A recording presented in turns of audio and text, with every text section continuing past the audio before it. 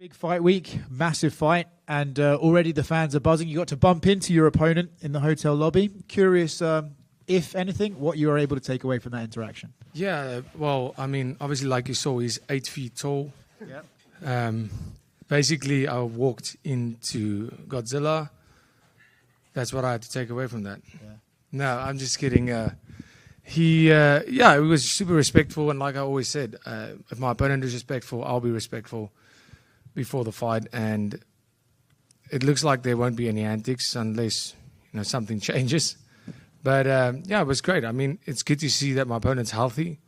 All the questions, is he going to show up? It never bothered me, but I know it was a question for everyone. And the fact, it's not only the fact that I prepared for him and now I'm fighting somebody else, that doesn't bother me. I'm a complete fighter. I think it's the hype of this fight. People want to see the two best fighters in the world go at it. And that's why this fight is so big, because it's truly, and a lot of times it's just not possible to get the two best guys right now because one is injured. And sometimes the two best guys in the world don't want to fight each other. Yeah, because it's tough. There can be only one winner. I want to fight the best in the world, and now people are going to see it. I mean, we're 2 days out. There doesn't seem to be anything that's going wrong. I mean, the weigh-ins need to happen, but all things are looking great. We're here in fight week, myself versus Hamzat, and that's what the fans wanted, and I'm super excited for this. Yeah. So we kind of could make a good guess what we're expecting from him, right? He takes these massive shots from across the ring, very aggressive, very deep takedown attempts. So with that respect, I can imagine it's almost quite hard to deter him from doing that, right? Like, you can't really fake a knee, and he's going to go to the wrestling. So for you, do you have to basically mentally think, I'm embracing it, I might even be aggressive in that to try and get into those positions early to maybe use that as a way to deter him from going back to them? Yeah, I think at the end of the day, you can go out there, and a lot of guys have made this mistake fighting him, going in and saying, I need to watch out for that. He's going to shoot. I need to be ready. I have to watch out. And then they don't do anything until he does shoot and gets them down anyway. You have to go out there and fight. Man, didn't you train? I understand that he's really good at wrestling and he's really good on the ground, but I mean, that is the game, I guess, right? It's almost, if you're fighting Israel Adesanya, are you going to start on your bum and try to butt scoot? No, you're going to have to fight him. That is how it is. And that's truly how I feel about this fight. Yes, he is going to shoot. And yes, he is probably going to take me down. But I'm going to shoot too, and I'm probably going to take him down. And I'm going to strike, and I'm probably going to hit him, and he's going to strike and probably hit me. I'm not scared of any of that. I go into any fight with that mindset that you might get hit. You're definitely getting hit. You might get taken down. What do you do after that? I don't go into this fight and look at what Hamzat does so great. I am aware of it and I know it. And obviously when it came to training, I had to get that aspect perfect on the wrestling and grappling aspect. But I'm not going out there to fight his fight. I'm going out there to do what Rodriguez does. And that is be a world champion. I also assume you mentioned about getting the wrestling and grappling right in training. The pace, right? We're all kind of assuming this first round is going to be like two cartoon characters sort of fighting in a ball of dust. Do you expect that? And do you have to almost set the pace early rather than wait for him to come and do that to you? Yeah, I guess so. I mean, I'm going out there to fight the way and see what happens. He didn't change his game plan with Robert Whittaker because it was a 5-rounder. So that kind of gives you the sense that he's not going to think about the 5th round where he should be. 5 rounds is a long time. And I am not scared to get into that dark place. We've seen that. If we go full speed, I can fight tired all day. And I've done that many times. So let's go for it. Let's get it from the first bell to the last. Let's go full speed and see who quits. Of all the descriptions and memes about your fighting style, which is your favorite that you've heard or read? World champion. And lastly, I know it's been respectful week so far, but this press conference is coming up tomorrow. I'm curious if you have your traditional harrowing childhood trauma from him that you can bring up tomorrow if he does get a bit disrespectful. I don't know. We'll see. I can't practice these things, guys. People always, they're pretty certain that I practice these things. I can't. I mean, that is, as we would say, fire banter around the fire. And if it's in the moment, it's funny. If it's predetermined, it's kind of cringy to me. So I have to do it in the moment. That's the only way I would know if there's something. I would say it the way I hear it. And up until this point, it looks like that won't be necessary. I think it might be just about the fight, which is also great. I mean, the fight's hype is already there. It's big enough. There's no need for fake beef. There's no need to try and... But if that's the route he wants to go, let's do it. And just to confirm, you do drive a race car as Dricky Bobby with the number 69 on the car. Yes, and all of those things you just said were on purpose. Right here. It seems like the hype around this just feels different from your last few fights. Like, Sean Strickland had a lot of things to say. It was fights to the death. You and Izzy seem to have some issues leading up. You did eventually shake hands, but this seems very strictly competitive. Like, Hamza wants the belt. You have the belt. I'm curious, which do you prefer, the build-up with words or this one, like you said, that like the hype is already there? It's the two best in the world that want to compete. I have to tell you, I thought about that, and people have asked me about it. Does it get you riled up when you get angry? I never get angry. It's never personal. It's just business. And I've said this many times. You can be the biggest asshole in the world or the nicest guy in the world. I'm still going out there to try and kill you. And it's what I'm here to do. So if we have the back and forth, if we do have the press conference like myself and Strickland or myself and Adesanya, or we have the press conference like myself and Robert Whittaker, myself and Darren Till, there was no bad blood because there was none. It makes no difference to me. When fight night comes, it's not the same. It's not the same guy that's sitting here speaking to you that's getting to that octagon. I've seen this video on your Instagram. It said, "Come sit," and it's like a video of you walking a wolf on a leash. I'm curious, whose idea was that? It's actually a company, USN Nutrition, the biggest supplement company in Africa. And that was a real wolf. People were like, "Oh, this editing sucks." I'm like, because it's not editing. Because we had a real wolf in the gym. It was pretty cool having a real wolf there. They're pretty tame, to be honest. And I love the idea. It's on billboards everywhere. I love it.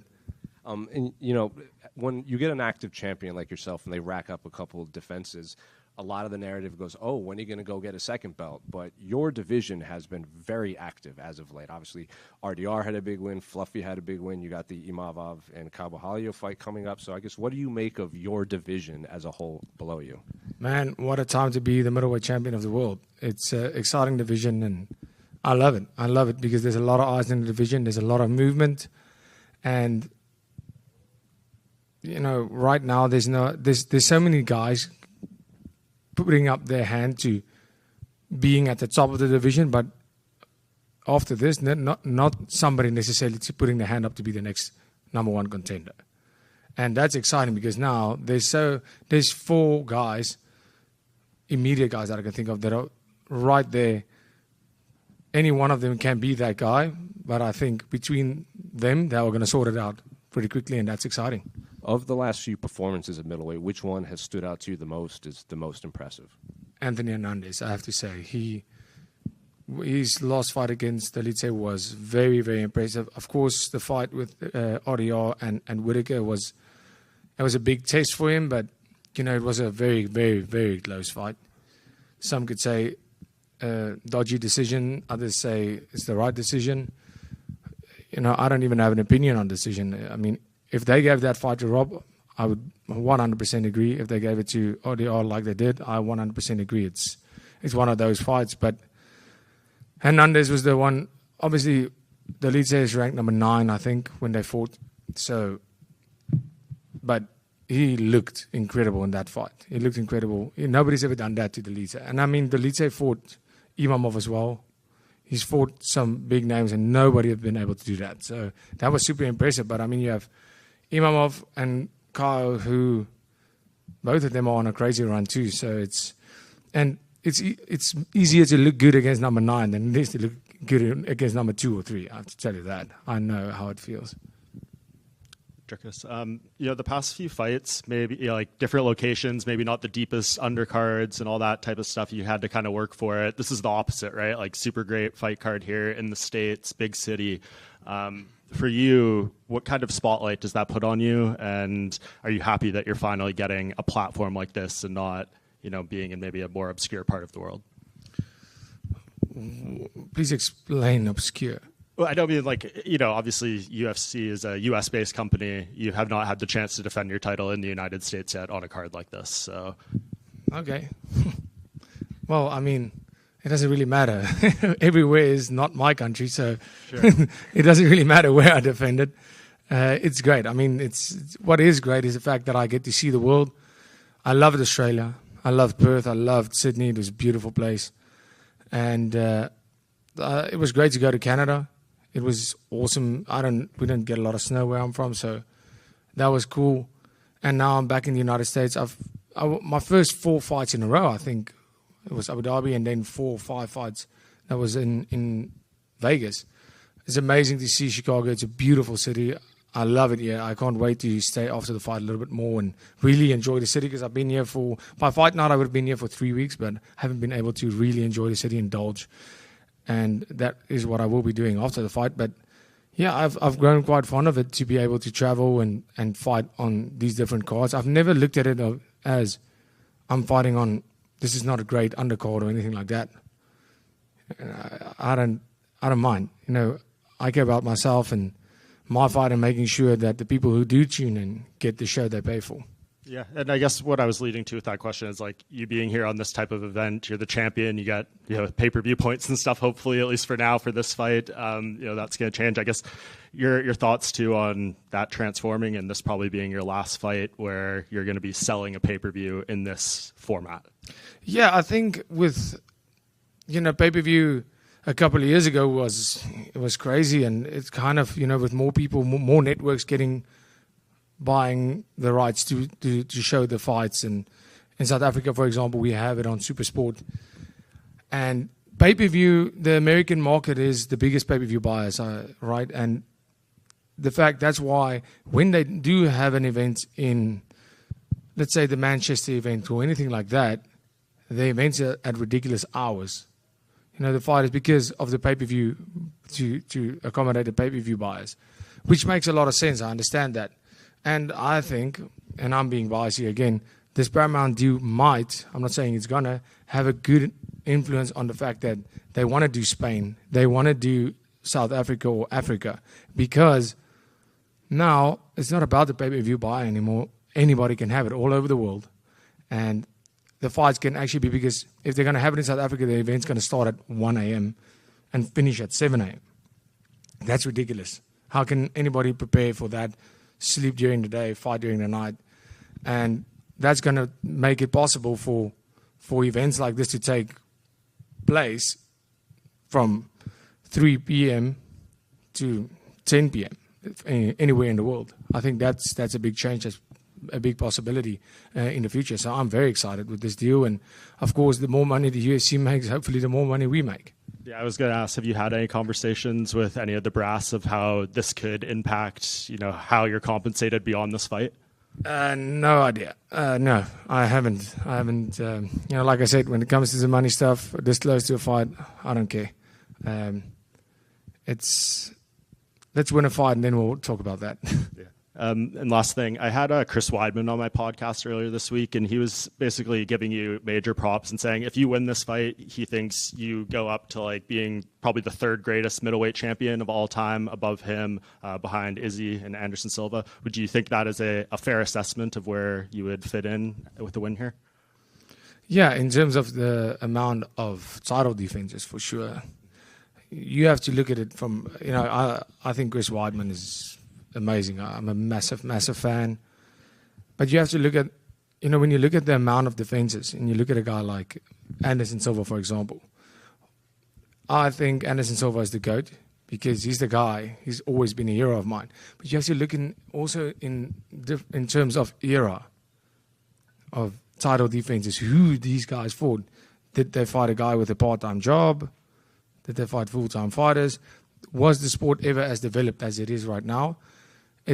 But I can't take away from any of those guys. I'm just saying in today's age of fighting, that amount of defenses is not always possible. Mm-hmm. And, right now, I still have a long way to go before I'm considered as the greatest of all time and even the greatest middleweight of all time. But after this fight, I'm right up there. I'm getting very close to that. What do you think people are going to be saying on Sunday? Because everyone has a take about this fight, but obviously no one knows what the hell is going to happen in there until it actually happens. But people think Khamzat's this huge test for you. If you get him and beat him the way that you want, what do you think everyone's going to be saying? I know some have said you could potentially even be number one pound for pound with a win here. Yeah, I think he's exactly as good as people think. And I know he is this massive task. And so was every other guy in front of me. At the stage where I fought them, they were these massive tasks. Look at Robert Whittaker. He hasn't lost in over a decade to anybody else than the champion. Then fighting Strickland, who just beat Adesanya, and beating him, then fighting Adesanya, who, I mean, it's Israel Adesanya, one of the best who's ever do this sport. And now it's this guy. And after this guy, there will be another guy where people will say, oh, this is your biggest test to date. Because that's what happens when you fight the best of the best. So yes, this fight is massive. Khamzat is an incredibly good fighter. But what people are going to be saying is the same thing they've said after every single one of my fights. He did it again. Can you believe Rodriguez did it again? I will not doubt him again. You know, same old, same old. Jukas, kind of piggybacking off that question, come Sunday, and still, Khamzat's kind of shut down the activity rumors. He says, look, if I win this fight, I would like to fight in Abu Dhabi, but say it doesn't go his way. Do you think that his activity slows down and we don't see him again for a long time? Like, what do you think could be potentially next for him if it doesn't go his way? That's a very good question. There's no way. Abu Dhabi is like in October, right? No. That's not happening. Firstly, and yeah, I think after Saturday night, it's going to be time to go and maybe do some introspection, saying, okay, how are we approaching this? Because I don't know where he's at on a mental level. I know he has a lot of money, as he says. I haven't checked his bank statements, but he says he has a lot of money. And, he's so certain that he's becoming world champion. And I'm here to say, no, there's no way you're becoming world champion while I'm the champion. So it's going to be interesting to see. I mean, it's always, I've tasted my first loss. I know what it feels like. It sucks. It really sucks. But that's where character comes in. So it's going to be interesting to see how he gets up from this.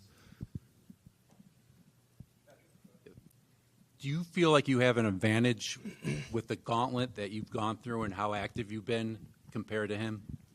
Yes, I do 100% believe that, especially fighting main events, preparing and fighting 5-round fights against the best of the best, I think that is a massive advantage. And against middleweights at that. So I think that is a massive advantage. But with a guy like him, it almost feels, even when he was inactive for so long, he gets in there and he looks like he's been active the whole time.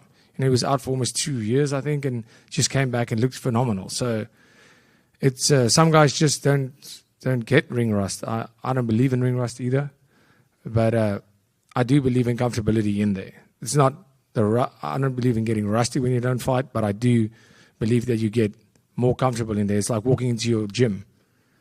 You're more likely to try things and be a bit more riskier to get the biscuit when you get in there, because it feels more familiar. So yeah, I think it definitely gives me the advantage, but I don't think it's a disadvantage for him. Then it seems like you really embrace the city. When did you get here, and what's your experience so far of Chicago? Yeah, I've been here on Fight Night. I've been here for 3 weeks because it's 7 time zone difference between South Africa and Chicago. It takes about a week for me to get my sleep 100% back, and I just don't. When I get close to a fight, I need everything to be like this. From my sleep, what I eat, my supplements, even my room, everything needs to be perfect. I need to know where I'm going, what the schedule is like, where am I training, and feel at home when fight night comes. So I always try to get out here to anywhere I fight as early as possible. And Chicago has been absolutely amazing. I've been here for more than 2 weeks now. it's been incredible. The culture here, the food looks amazing. Haven't been able to enjoy any of it, but the people are really, really nice. Everybody has been welcoming me with open arms everywhere I go. Going to watch all the sports teams with the Cubs, the Bears, the Blackhawks, and going to the United Center, the home of Chicago Bulls as well. And it's been incredible. Throwing that first pitch, yeah, I felt so comfortable. It really felt amazing. It feels amazing to be here. It's one of the nicest cities that I've ever been in. It's beautiful. The architecture is incredible, and yeah. Hey, Dracus, 2 questions. The first one is, take into account that I'm biased because I'm French, but you don't seem at all really interested in Nassourdine Imavov. Is it because it doesn't bring as many eyes to a potential fight? No, it's just because he's not my next opponent. I honestly don't mind. And yeah, it definitely doesn't bring as much eyes because, yeah, I think he's going to be fighting. He's fighting Barral now. And yeah, I just don't see it. People can disagree with me. I don't know. But I think the general consensus is there people that believe that he should have gotten the title shot before Hamzat, because that's ridiculous. And yeah, it's not that I'm not interested in him. He's not the number 1 contender yet. He has that ranking, but he's not the number 1 contender yet. It's for me to speak about him right now is senseless. That's why I've been so dismissive of that. I feel the same about any other guy in the division. I think he's great. He looked amazing against Izzy. It was a tough fight. He caught him with that good punch, but it was a tough fight. But he's been up and down his career, consistent. This is the more consistent the last couple of fights. But yeah, I think he's a great fighter. Make no mistake. I think he's a great fighter. He's just not the next contender yet. And if he beats Kyle, then sure, then he probably is. But that's not my decision. I go out there and I fight the next best guy. Okay, and the last question is, I feel like a dick for bringing this up, but the fight against Derek Brunson was only 2 years ago, and the first round, he really had a lot of success in the wrestling, in the grappling also. What has changed, and what's when you look back to this fight, which was the first one, and it really didn't go your way? Of course, the easy thing to do would be to compare. Hamzat is even better wrestler, so it could go even worse. And if he takes a submission, it could go. It can't really go worse than him throwing in a towel. It can't go worse. No. Yeah, take your first round. Cool. I'll take a towel. Yeah. Okay. So that's how you see it. That's the answer. That's the answer. Yes. Thank you. Rodriguez, does it bother you coming into this fight that you're the betting underdog, or do you just dismiss that? It definitely doesn't bother me. I think I've been the underdog most of the title fights. I'm not 100% sure how many of them I've been the favorite or the underdog. Well, all of my fights, because I can't bet on my own fights, and I don't bet on any fights for that matter. But it makes no difference if I'm the favorite, if I'm the underdog. It's not going to change anything for me. I know the people, my friends, family, some of those people, they would probably love it, the fact that I'm the underdog. That's more money for them. Dricus, we've seen tremendous growth from you over your career, especially in this title run. And if you could go back to your debut fight, sit ringside, and give yourself any words of encouragement, what would those words be? Do it exactly the same way, man. Don't change anything. And then do you have any, I know you said you haven't had the chance to try any of the Chicago food yet. What are you looking most forward to after the fight? Man, right now, just give me a bottle of mayo. It'll be fine. Anything for that matter. But yeah, I've been getting so much mixed opinions on the deep dish pizza. Some people say, and I won't say any names, that it tastes like shit lasagna. Other people said it is incredible, you have to try it. So I'm going to have to go find out for myself. It looks amazing. So I'm definitely going to eat a lot of that. How's the beer in Chicago? I'm not 100% sure, but I'm definitely going to find out after the fight. Eat as many wings as I possibly can. And America, I have to say, well done. You have created the best snack on earth, and it's called Cheez-Its, and I'm going to eat boxes of them. Absolutely love it. Fans call your style very unorthodox. How much is that instinct versus game plan? That's a very good question. Good way of putting it, between instinct and game plan, because I think game plan is very important at this level. Everybody's fit, everybody's strong, everybody can take a punch, give a punch. You know, there's some people with a bit of an advantage here, but they lack a bit here. And then it comes down to, and I honestly believe that's where the sport is heading. Everybody is so good these days at everything. Guys can defend takedowns, they can wrestle, they can grapple, defensively, offensively strike. Everybody, and then it comes, we are going back to the educated brawler. It's almost where we are going. The guy who can defend the takedowns, even the technical ones, can defend the submissions, can go for those submissions, can strike, but it's almost going back to that, the guy who can take the most and give the most. Then I believe that's why my style, that's why we developed this style. It's about putting the pressure on your opponent and throwing what needs to be thrown in that moment. You can have a game plan, 100%. I go out there with a game plan. But game plans change the whole time. You cannot predict what your opponent's going to do. And you have to be able to adapt accordingly the whole time. Be focused, see things in there that you would only see once you're in there. Because it's just not possible to see in watching tape. So, yeah, it's unorthodox, but it's effective. Saturday night, Drake has finished his sentence. Don't blink because... Because otherwise you wasted your money for the pay-per-view? No, don't blink. I can't give you a prediction in this fight. I have to say, I think it's going to be as electrifying as people think. And I'm even looking forward to seeing how this plays out. You know, am I getting this to the ground, getting that finish there? Because how sweet would that submission be? Somebody's going to make a lot of money. And, you know, is this fight going to be standing? You see this so many times, where you, especially when you have two guys that love to grapple, they keep it standing. And it's going to be very interesting to see where this fight takes place. And that plays a big role. For me, I am ready to go out there. And if this fight is only on the ground, so be it. Let's go for it. If this fight's only in the clinch, let's go for it. And if this fight is just an all-out brawl in the middle of the octagon, please, let's go for that. Thank you, guys. Thank you so much. Hamzat, it's a big fight week. You know, your first opportunity to fight for a UFC title, and already you've got to see your opponent. You bumped into Dricus in the hotel. Talk to me about what that was like, and are you surprised he was so friendly and respectful? What should he do?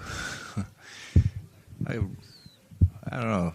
I don't anything pressure, like what is it, like not take personal, just we're doing our business, fighting and having fun, doing some Twitter shit. I don't know how to do, but I try. You're not bad, it's okay. Yeah. When you look at Dricus's fights in the UFC, which one do you think is his most impressive victory? All of his last fights, he done good, done well, you know. When we look at this fight, I think everyone expects round one to be crazy, right? You come out very aggressive. He's going to try and meet you. Do you expect the same thing? Do you think, hey, I'm just going to come out here and put it on him right away? I don't know. We'll see in the cage, bro. So it's too early to think about these things. When I see his face, then it's different. I saw in the UFC Countdown show that you were building a gym for children in Chechnya, but you didn't want to put a cage in the gym. Why is that? Why no cage? No, they scary me. MMA is scary sport, you know, so we can't say like, I don't think so. This MMA can be good for the kids because we're punching in the face, we're broking each other, you know, so grappling, kickboxing, boxing, all the sports in one sport, you know. This is an amazing sport, but not for the kids. So I think kids should be like at least 15 years to train some different sports, you know. boxing or judo or wrestling, grappling. There are a lot of different sports for the young boys, so that's why. A lot of people are talking about this press conference tomorrow. If Dricus comes to the press conference and brings some of his Twitter shit with him and says some stuff to you, will that piss you off, or do you just still think it's just talking? What did you say? If Dricus comes tomorrow at the press conference and says things, calls you words and stuff like that, does that stuff bother you anymore, or do you just think, oh, it's just talk? All the fighters talk, but nothing is gonna change here. Everyone has to fight in the cage anyway, so whatever he says, I don't care about. So I'm come here and to beat him up and take my money and go home. Hamza, right here. We just saw that video of you wrestling with Daniel Cormier in the lobby. How did that feel? How much did he weigh to pick him up? We were just joking, you know. He's a great wrestler, great fighter. So always when I meet him, he's a good guy, great man, you know. So yeah. People talk a lot about your wrestling and going into this fight, and people sometimes look at the fights with Usman and Burns. And I think you've said in the past, right, that you've had challenges wrestling smaller guys, but the bigger ones, because that was who you trained with forever, that's easier for you. Do you feel like you're going to be able to manhandle Dricus in there? I don't know, bro. So I'm just going to go for a fight, but Usman fight was good, and Gilbert fight was good as well, but bro, it's now new fights, new chance to better and get a better fighter. Those fights makes me a better fighter as well. Do you feel like Dricus's body type is the type you can have the most success with your grappling, that you're most used to? Kind of, yeah.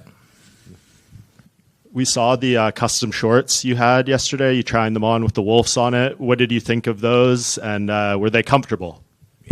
Yeah, all Venom clothes is comfortable. I'm working with them almost 2 years now, so they have a collaboration with me as well. So I like those stuff.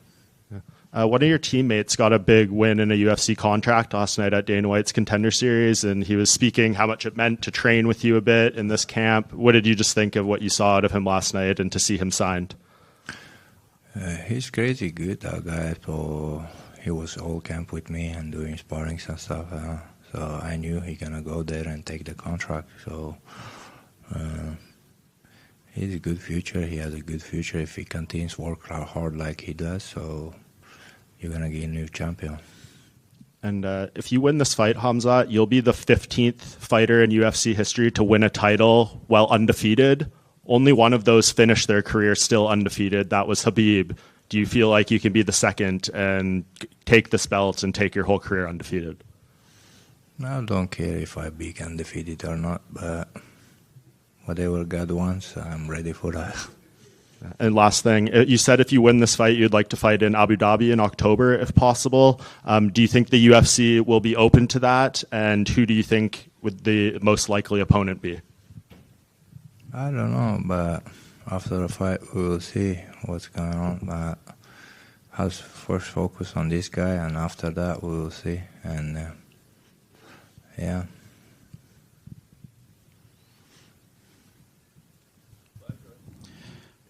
Хамзат.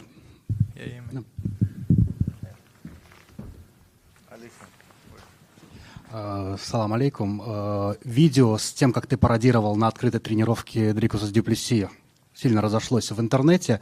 Учитывая его необычный стиль, насколько сложно тебе было найти спарринг-партнера, который идеально бы его имитировал, и кто это был? Там, да вообще никто не имитирует никого, я думаю. Никто не может быть каким-то другим человеком. И я никогда не искал человека, там, какого-то похож на этого соперника. Я делаю свои вещи.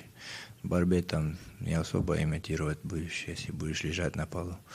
И в стойке я делаю свое. В чем ты видишь главную опасность соперника? Не знаю вообще, что сказать. Клетку увидим. Тебя уже спросили про твои кастомные шорты. Вопрос, принимал ли ты участие в их разработке, или тебе просто прислали уже дизайн, ты сказал окей, или как вообще это было? Ну, Веном, у него всегда красивые все вещи. Я с ними работаю, как я сказал, сейчас почти 2 года с контракта. У меня их с ними всегда красивые дела, я им доверяю, и так работает. И последний вопрос. UFC каждый год проводит турнир в честь мексиканцев, ночи UFC, но учитывая, что мексиканских чемпионов сейчас нет, в случае, если ты станешь чемпионом, как ты думаешь, стоит UFC провести турнир ночи UFC, учитывая, что чеченцев в промоушене все больше и больше? Ну, надеюсь, что как-нибудь будет такое. И надеюсь, что я там тоже буду участвовать. Никогда не выступал в своем родном, в своем родине. Хотелось бы. Удачи в субботу. Спасибо. I know obviously you've got the fight this Saturday with Duplessis, but obviously you've mentioned welterweight in the past as well. Is that something that you can still see yourself going back down to welterweight, or are you looking to just stick within it? Just focus on this fight, but after that we will see. But we always have some different plans, but we'll see what's going on. And who do you think is going to win in the fight between Jack Della and Islam? It's a good fight, but a tough fight. I go a little bit more on Islam. Hamza, you walk around calm and collective. What has changed over the last few years of the way you handle yourself, and not so aggressive, but very calm and collective? When you do the job long time, bro, so you become comfortable, you become calm, bro. So in the beginning, always like too excited, too hype up, so crazy things around happening, That's why, but then you become comfortable with your job, so whatever, just train hard, good confidence, and fight.